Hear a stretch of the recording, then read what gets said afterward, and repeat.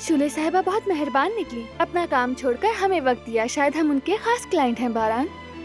हाँ वाकई।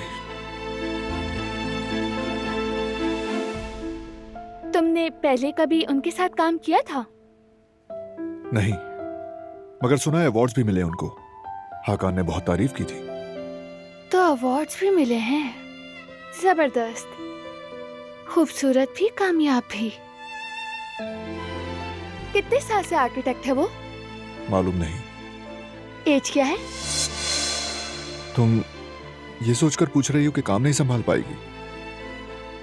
नहीं, वो बात नहीं है। फिक्र मत करो, हाकान इतनी आसानी से किसी को रेफर नहीं करता। अगर उसने किया है तो सोच समझ के किया होगा। हमारा घर अच्छा बनेगा। चलो आके देखते हैं।